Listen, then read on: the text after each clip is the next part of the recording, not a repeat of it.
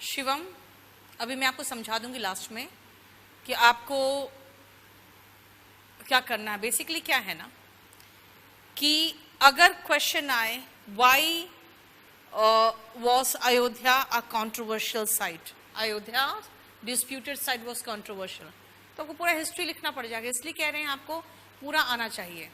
In final verdict Anjali, 5 judge bench of Supreme Court, title of land, that is ownership of land goes to Ramlala and managed by रामभूमि न्यास के द्वारा होगा। उनको 3 महीना time दिया जाएगा कंस्ट्रक्शन के प्लानिंग के लिए और एक कमिटी बनाने के लिए, एक ट्रस्ट बनाने की बात की गई है। Claim of Nirmohi Akhara was dismissed और सुन्नी वक्फ बोर्ड को 5 एकड़ लैंड दिया गया अयोध्या में for mosque construction. Bench included 5 members, जिसमें एक तो चीफ जस्टिस रंजन गोगोई थे और उसमें एक सबसे अच्छी बात थी कि उस 5 में एक मुस्लिम भी था। All the 5 judges were in favor of this decision. 5 ने सर्वसम्मति से डिसीजन दिया। Okay,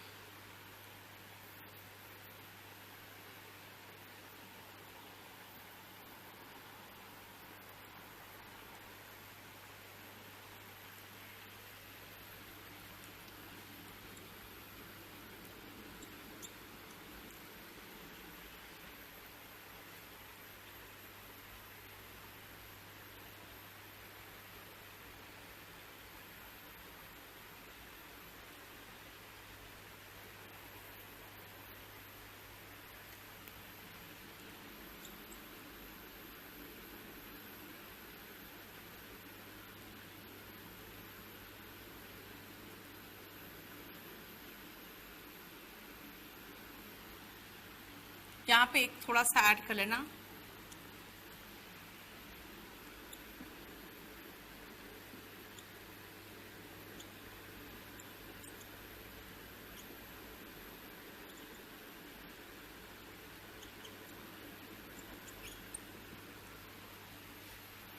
RS. Sharma and then writer and IPS. Writer and IPS से किशोर कुमार, किशोर कुणाल, उन्होंने अपने बुक अयोध्या रिविजिटेड में क्लेम किया। ठीक है, देखो तो सही है ना। तरुण चोपड़ा, इसी बुक को सुप्रीम कोर्ट में राजीव धवन ने फाड़ दिया था। बिल्कुल सही कहा। That all inscriptions and claims sprang up in 18th century। देखो क्या हुआ। 1766 और 1771 में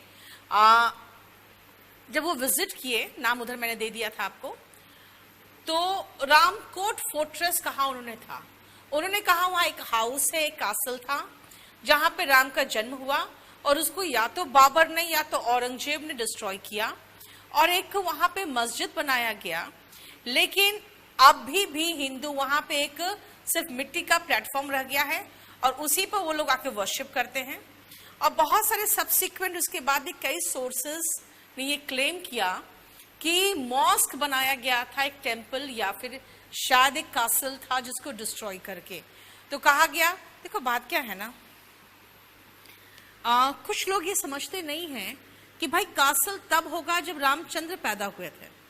अब जैसे एक ने क्लेम किया है कि भाई तुलसीदास ने जब लिखा था तो उन्होंने कहीं भी क्लेम नहीं किया कि अयोध्या एक तीर्थ स्थान है। अयोध्या तीर्थ स्थान कैसे हो सकता था भाई? तब तो राम का जन्म हुआ, राम वहां पल रहे थे, बढ़ रहे थे, एक इंसान की तरह पैदा हुए थे। तो वहां पे जब उन्होंने पैदा हुए, जब वहां के वो राजा थे, तो वो जन्म स्थान, वो अयोध्या तो तीर्थ स्थान हो ही नहीं सकता था। अब एक राजा का प्लेस तीर्थ स्थान थोड़ी होता है। जब राम एज अ गॉड एहसास हुआ कि वो विष्णु के इनकारनेशन है, उसके बाद उनका जन्म स्थान तीर्थ स्थान होगा ना। तो कहा गया नहीं, 52 तीर्थ स्थान में कहीं पर भी इसका उल्लेख नहीं है। जब राम का जन्म जहां हुआ है तो तीर्थ स्थान तो उसके बाद बनेगा ना, जब पता चलेगा कि राम भगवान थे। तो ये अननेसेसरी बात। अब ये जैसे कह दें कि ठीक है जीसस क्राइस्ट जहां पैदा हुए वहां तो कोई तीर्थ स्थान का उल्लेख ही नहीं था। भाई तीर्थ स्थान का उल्लेख कैसे हो जाएगा वहां पे जेरूसलम में? जब तक कि ये एहसास नहीं हुआ कि क्रिश्चियंस को कि ये हमारे मसीहा है और ये हमें एक नया रिलीजन हमें दिखाया इन्होंने, एक नया रास्ता दिखाया इन्होंने, तब उसके बाद उन लोगों ने उसके जन्म स्थान को तीर्थ स्थान बनाया। तो ये अननेसेसरी क्लेम्स जो कर जाते हैं हिस्टोरियंस, ठीक है। और उसके बाद बहुत सारे कॉन्ट्राडिक्टरी क्लेम्स हुए जो मैंने आपको नहीं लिखवाया है। इन्हीं कॉन्ट्राडिक्टरी क्लेम्स में थे कि हिंदू धर्म के 52 स्थान को तीर्थ स्थान बताया गया है जिसमें अयोध्या नहीं है, जो तुलसीदास ने भी कहीं पर भी मेंशन नहीं किया है कि अयोध्या तीर्थ स्थान है। फिर उसके बाद आर.एस. चंद्र ने कहा, शर्मा ने कहा कि जितने भी इंस्क्रिप्शंस थे वहां पे बाबरी मस्जिद में सब फेक थे, क्योंकि कोई भी पुराना नहीं था, सब 18वीं सेंचुरी में लाकर रखा गया था और ये कहा गया बाबर के समय का है।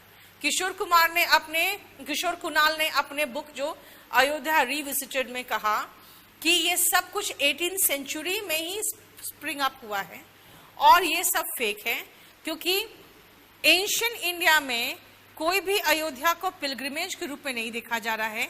ये सारी बातें मेडिवल इंडिया में शुरू हुई और ये जो क्लेम्स और काउंटर क्लेम्स था ना, इन्होंने क्या किया, आग में घी का काम किया।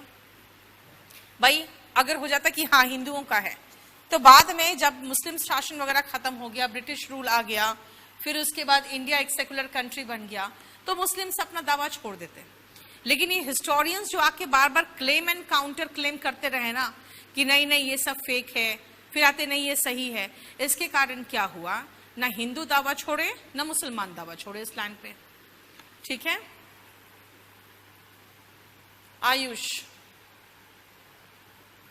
appeal of the Shia Waqf Board was rejected by the court as they claimed that mosque was made by Shia Muslim cannot be transferred to Sunni Muslims. Okay, क्या है ना, बीच में बहुत सारे पार्टीज आ गए थे, अब उन लोग का जिक्र करना बहुत इंपॉर्टेंट नहीं है।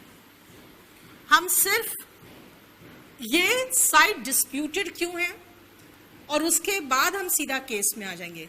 अब हो गया डिस्प्यूटेड क्यों है, उसके बारे में हम लोगों ने थोड़ा जिक्र कर लिया। अब चलते हैं आगे।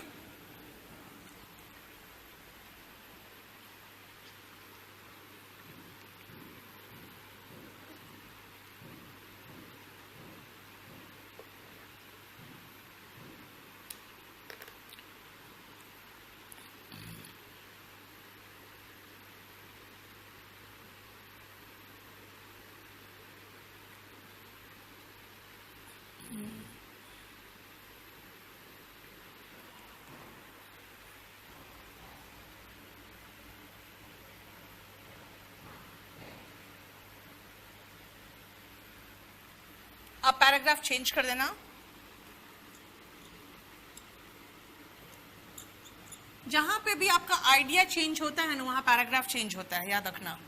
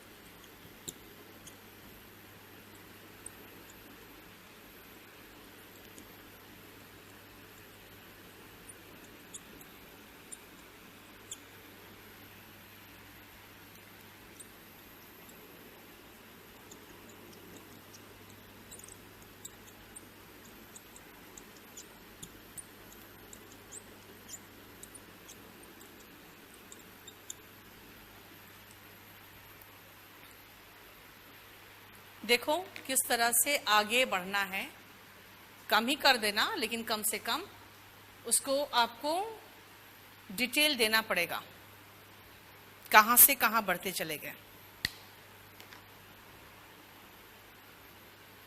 इसलिए मैंने कहा था इसमें टाइम लगेगा, क्योंकि मुझे एक तो हिस्टोरियंस ने सारा पंगा क्रिएट किया। पहले कहा कि यहाँ पर एक घर है, एक महल है जहाँ पे राम का जन्म हुआ। फिर कहा गया कि जो महल है, घर है, वो रूइंस में है। फिर कहा गया कि नहीं, महल और घर नहीं है, वहाँ पे तो मंदिर है। तो भाई ये बात तो सही था, घर था, महल था, तोड़ दिया गया तो वहाँ पे रूइंस होगा ही। जब रूइंस होगा तो हो सकता है मंदिर बना दिया गया हो। फिर उसके बाद कहा गया नहीं, मंदिर नहीं है। तो अल्टीमेटली क्या हुआ ना कि मंदिर नहीं है, कहा गया कि नहीं, एक घर था जिसको तोड़ के बनाया गया। और मुस्लिम वक्फ बोर्ड ने कहा कि भाई खाली जमीन था, चबूतरा था, वहां पे ऐसे ही कुछ भी नहीं था, वहां पे मस्जिद बनाया गया। लेकिन हुआ क्या, देखो कि उस चबूतरे पर जहां पे लोग मत्था टेकने लगे थे जाके, वहां 1853 में कुछ हिंदूस ने कोशिश किया कि एक टेम्पल बना दे ताकि वहां लोग वर्शिप कर सके। लेकिन जो लोकल हिंदूज का ये जो एफर्ट था, उस समय ब्रिटिश सरकार थी, उन्होंने रोक दिया। कोर्ट पहुंचा मैटर 1882 में, वहां पर भी परमिशन नहीं दिया गया बनाने का और केस को डिसमिस कर दिया गया। फिर उन लोग हायर कोर्ट्स में गए, तो हायर कोर्ट्स में भी वही स्टेटस को का मतलब होता है यथावत स्थिति, जैसी स्थिति हो उसको कंटिन्यू किया जाए for more than half a century. लेकिन एक रात, बिल्कुल ठंडी रात में, दिसंबर के ठंडी रात में 1949 में, यानी करीबन मोर देन 55 इयर्स लेटर, कुछ हिंदूस ने एलिजिडली का मतलब होता है, एक सेकेंड, मतलब इल्जाम लगाया गया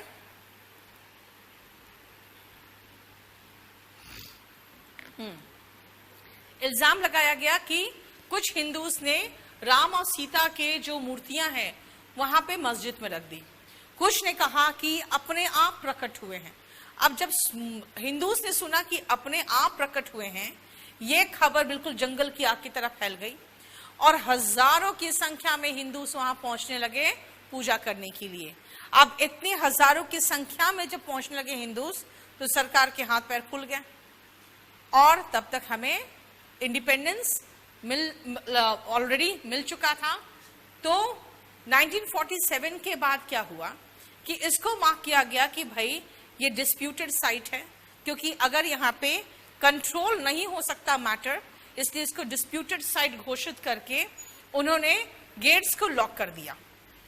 अब उसके बाद क्या हुआ, मल्टीपल लॉ सूट्स फाइल हो गए डिफरेंट कोर्ट्स ऑफ लॉ में, ये परमिशन सीख करने के लिए कि इसको खोल दिया जाए ताकि हम हिंदूज वर्शिप कर सके, क्योंकि राम लला की मूर्ति है यहाँ पे जो अपने आप प्रकट हुई है और ये राम का जन्मभूमि है। तो देख रहे हो एक मास मूवमेंट चालू हो गया। ठीक है,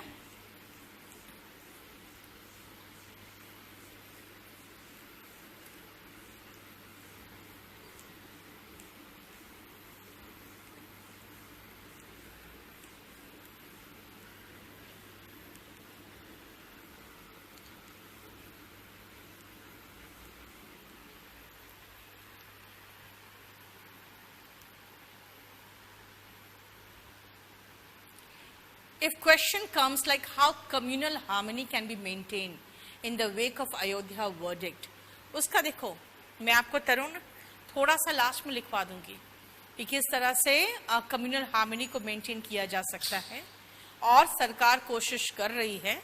तो ये पर्सनल और गवर्नमेंट दोनों की तरफ से होगा, अकेले आपकी बस की बात नहीं है। तो ये सब थोड़ा सा लास्ट में मेंशन कर सकते हैं।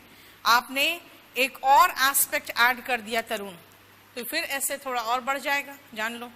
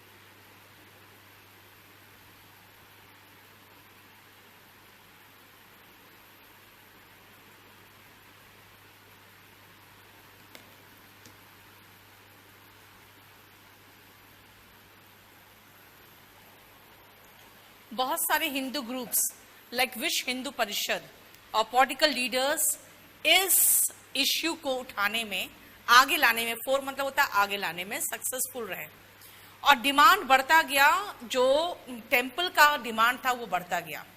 राजीव गांधी जो उस समय प्राइम मिनिस्टर थे, उन पर एक इल्जाम लग रहा था कि आप प्रो मुस्लिम हो, क्योंकि उन्होंने शाहबानो जो सुप्रीम कोर्ट से केस जीत चुकी थी, क्योंकि शाहबानो का हस्बैंड ने उसे छोड़ दिया था और वो बिल्कुल बिना किसी तरह का मेंटेनेंस का वो बिल्कुल सड़क पे थी, तो उन्होंने वो केस जीत गई सुप्रीम कोर्ट से मेंटेनेंस का।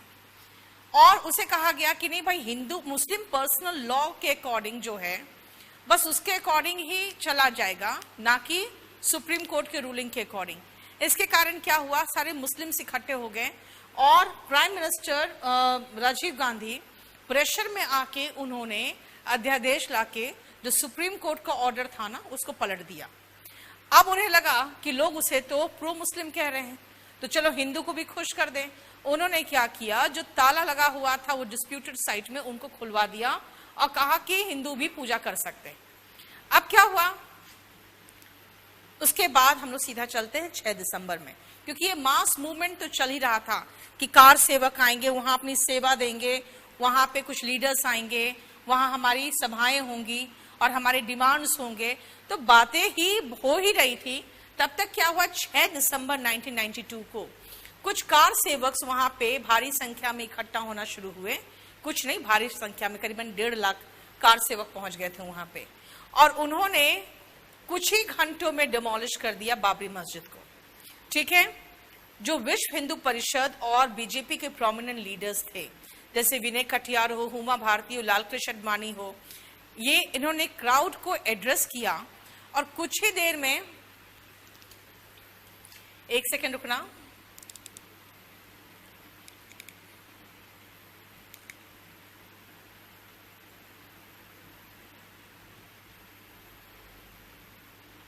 ठीक है।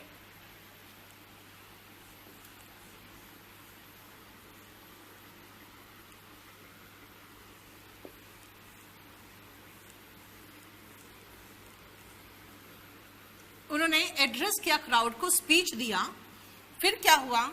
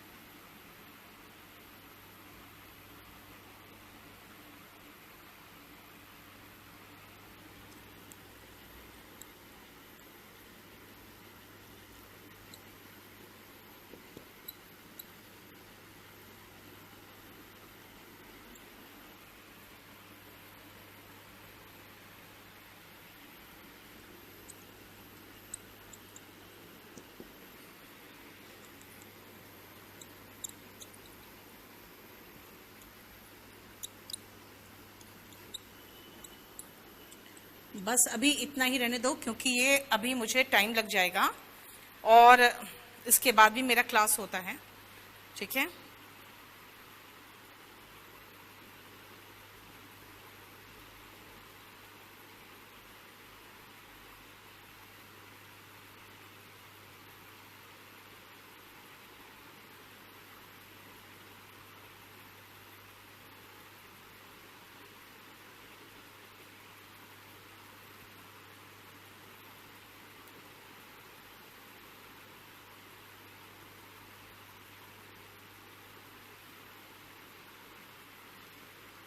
लिख लिया?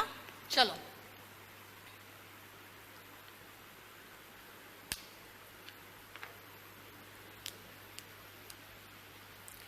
जल्द ही क्राउड, ये उतार लेना, जल्द ही क्राउड रेस्टलेस हो गया और जब उन्होंने भाषण दिया ना, इतने बड़े बड़े लीडर्स ने, सब डिस्प्यूटेड साइड की तरफ चले गए। तब तक क्या हुआ, ये फोटो बहुत वायरल हुआ है, देखना, वो फोटो भी दिया हुआ है। गुंबद के पास एक लड़का खड़ा है और ऐसे सैफरन फ्लैग लहराता हुआ, ये बिल्कुल पिक आपको किसी भी साइट में कहीं भी आपको नेट में दिख जाएगा। और जब उसने वो क्या हुआ ना, वो चुपके से अंदर से नीचे से निकल के और वो उस गुंबद में चढ़ गया और सैफरन फ्लैग ऐसे हॉइस्ट करने लगा। जैसे लोगों ने देखा गुंबद के बाद सैफरन फ्लैग यानी कि वो केसरिया रंग का झंडा, सब लोग एकदम बिल्कुल तेजी से उस स्ट्रक्चर की तरफ बढ़े। पुलिस बहुत कम थी क्योंकि 1.5 लाख लोग वहां पे थे और कुछ ही घंटों में वो पूरा का पूरा स्ट्रक्चर जमीन पे गिर गया। इस चीज को हम लोग थोड़ा डिटेल में लिखे हैं क्योंकि बहुत इंपॉर्टेंट इंसिडेंट है हिस्ट्री का। चलिए बस इतना ही रहने दो आज।